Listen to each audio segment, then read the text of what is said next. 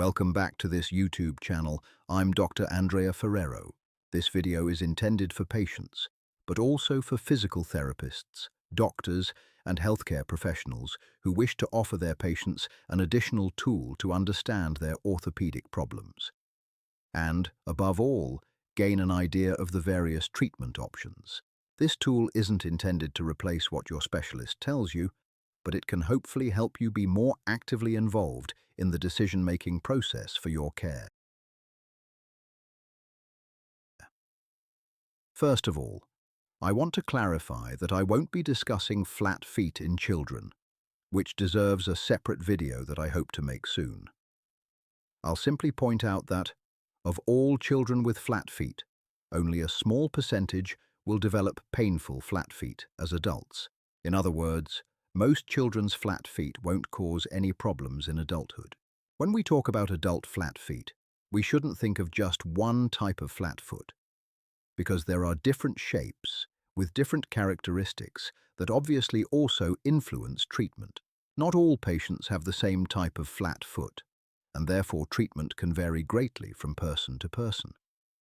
In other words, not all flat feet are the same, and above all, not all require surgery. When we think of flat foot, we think of a condition characterized by a flattening of the arch of the foot, which may have been present since childhood, or may have only appeared in adulthood. Very often, the calcaneus, or heel bone, tends to deviate into valgus, meaning the bone tends to fall on the inside, resulting in a tendency to walk on the inside edge of the foot and asymmetrical wear of the soles of shoes. In this video, I'll explain why flat foot develops in adults, what symptoms should not be underestimated, which tests are really necessary, what you can do without surgery, and when surgery becomes a viable solution.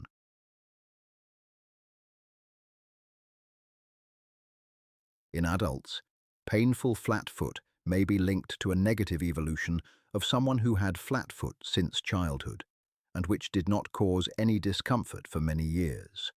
Or it may be a new condition that generally develops. Slowly over time, the longitudinal arch of the foot progressively lowers. The heel tilts outward, thus going into valgus, and the forefoot tends to compensate by rotating or, as we say, supinating. This isn't just an aesthetic problem, but a true biomechanical alteration that modifies the way the foot works during walking and can become a very painful and limiting condition in daily life. The most common cause is dysfunction of the posterior tibial tendon. This tendon plays a fundamental role in supporting the arch of the foot. When it weakens or becomes damaged, the foot loses its support and tends to collapse. Furthermore, the dysfunctional tendon will cause obvious difficulty standing on tiptoe and supporting oneself while walking. Several factors increase the risk of developing this problem, such as age over 40, being overweight, working long hours on one's feet, diabetes, and certain rheumatic inflammatory diseases. In other cases, flat feet can be the result of trauma, such as fractures of the foot or ankle, or ligament injuries. Finally, it can also appear after surgery, or in the presence of osteoarthritis between certain bones of the foot, or due to untreated deformities. Ligament laxity, a condition in which the ligaments are softer than normal, often genetically based, is a clear risk factor. The important message to understand is that it's not just the foot that gives way, but an entire system that loses stability. Symptoms vary greatly depending on the stage of the disease. In the initial stages, pain is mainly localized on the inside of the ankle or under the foot, often associated with a feeling of fatigue while walking. Over time, swelling may appear on the inside of the ankle, and it may become difficult, if not nearly impossible, to stand on tiptoe. In more advanced stages, the foot becomes visibly flatter, and the patient tends to walk with the foot turned outward and with a banana-like foot deviation. In this case, the typical clinical sign is the so-called too many toes sign, which is the fact that, when looking at the foot from behind, more toes than normal are visible on the outside, confirming the deviation from the normal axis of the foot. Pain can also appear on the outer side due to the abnormal contact created between the talus and the heel. In more advanced stages, the deformity is no longer correctable and leads to significant stiffness, making walking difficult. Diagnosis is primarily based on a clinical examination, both standing and on the examination table. During the evaluation, foot strike, heel alignment, mobility, posterior tibial tendon strength, and the patient's ability to stand on tiptoe are assessed. If a person is unable to do so on one foot, this is a very significant sign of advanced posterior tibial tendon dysfunction. To diagnose flat feet, however, a podoscope is required. This is a transparent backlit platform that allows for a clear view of whether the arch of the foot has actually collapsed. It is not uncommon to see false flat feet, where it is not the longitudinal arch of the foot that has collapsed, but rather the heel, which has significantly valgus, causing the foot to roll inward.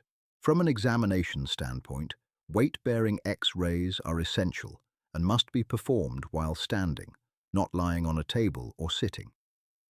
Only weight-bearing X-rays can correctly assess the arch of the foot and the alignment of the bones of the foot. These images can be used to measure various angles, which are useful for diagnosis and treatment planning. Here is a lateral view of the foot. On the left is a normal foot, with the line between the talus and the first metatarsal normal. In the X-ray on your right, however, this line is no longer continuous, but tends to be interrupted where the joint collapses. MRI is especially useful for examining the posterior tibial tendon and assessing the degree of pain, which ranges from simple inflammation to complete tendon rupture. CT scans are used in more complex cases, particularly when stiffness has set in that is no longer correctable due to osteoarthritis. Ultrasound, on the other hand, is virtually useless in most cases. As for treatment, a conservative approach is recommended in the initial stages. Custom-made insoles are useful, not so much for supporting the arch, but rather for realigning the heel, which must be correctly aligned with the leg. As already explained in a dedicated video, the prescription must be made by a doctor after a thorough assessment, both standing and on the examination table, as well as with a podoscope, providing the technician with precise indications on the purpose of the insole. In particular, when an insole is prescribed to correct a deviated heel, a checkup is necessary to ensure that the insole provides adequate correction. If it isn't, the insole will need to be modified. The insole obviously can't heal the injured posterior tibial tendon, but it does slow its worsening and, above all, is generally the most effective method for reducing pain related to its inflammation. Physiotherapy can be helpful at this stage and should be aimed at strengthening the tibialis posterior, stretching the calf, and improving proprioception. Shoes also play an important role. It's best to wear stable shoes with a suitable sole, some cushioning, and a slight heel lift, avoiding completely flat shoes. In more advanced cases, more rigid braces may be used to better support the foot. Pain medications are generally only helpful in the initial stages, but can only be used for short periods of time. Simply applying ice packs locally for 5 minutes, several times a day, can be very helpful in reducing local inflammation. Injections are widely used in orthopedics, and the foot and ankle are no exception. However, if the injection is aimed at relieving pain along the posterior tibial tendon, extreme caution is required.